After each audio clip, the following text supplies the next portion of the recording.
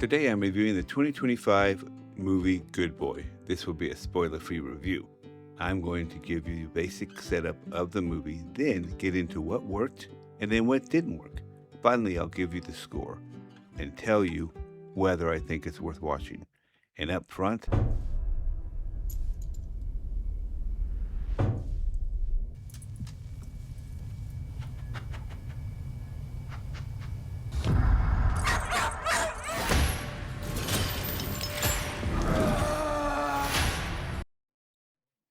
I think the movie is pretty good. Good Boy is one of the weirdest little horror movies I've ever seen in a while, but honestly, I kind of liked it.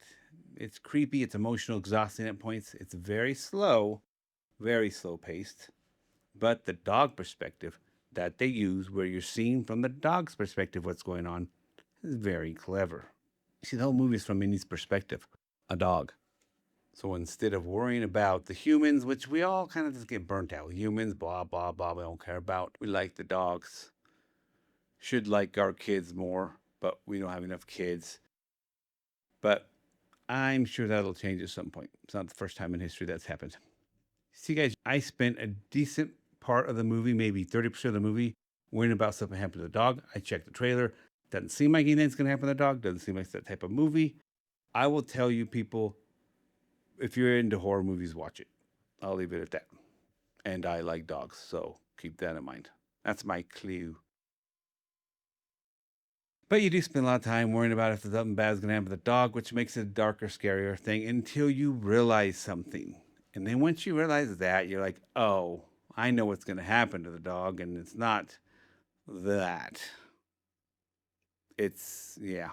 And guys, if you like movie reviews and breakdowns like this, definitely subscribe. I'm trying to hit the 1,000 subscriber mark, and with every subscription, it helps a ton. So thanks, guys. What really worked for me was the atmosphere and the deeper meaning underneath everything. That's like the big thing about this movie. At first, it feels like everything's creepy, scary, but then you realize that maybe it's not all quite what it appears to be. Don't want to say more because it'll ruin it.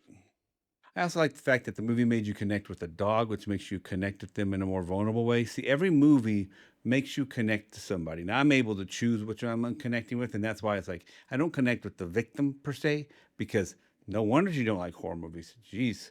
I may connect with a victim that has some ganas or balls, if you will, and can fight back. And then I criticize the victim for not doing as good a job. That's the kind of stuff I do. I don't connect to the victim. I don't really connect to the predator, which is doing the killing usually, unless they're an anti-hero, then that's different. Let me save you the trouble of asking them your next 10 phone calls. No, not sorry. Shut up. That's what. Shut up. This one, you're connecting to the dog. Made it a little bit harder to do that, and that made it interesting. I connected emotionally to Indy, so every time Indy walks into danger, I'm immediately thinking, back up, dog, don't go there, stay in open spaces, stay off the wooden floors. I know for a fact doggies pill out when they start trying to go, man. It is not a great area to be. Now the negatives. The budget limitations definitely show. The dog acting definitely had limitations. It wasn't super impressive. He was just kind of, you can tell they're, it's like where you can tell they're at times listening to the trainer or something, or their real owner. But I guess I'm glad they treat the animal with respect and care so that it's not abused. So that's obvious. CGI could get kind of lame unless it was done really well.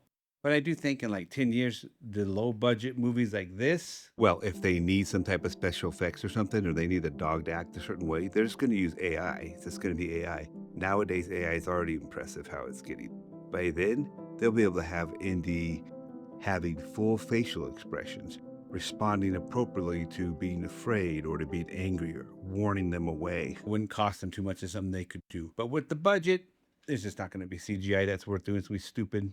So you're stuck with the dog.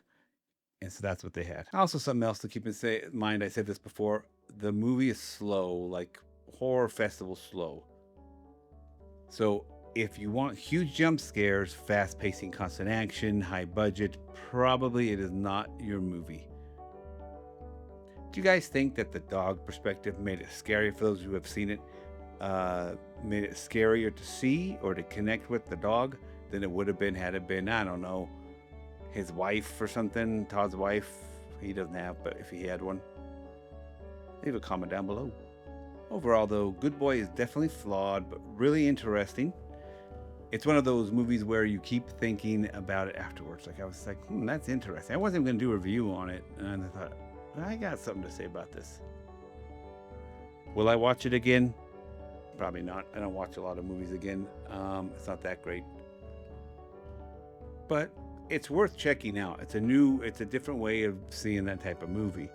That's why I'm giving a 6 out of 10. 6 out of 10. Till next time. Peace. Yeah, boy.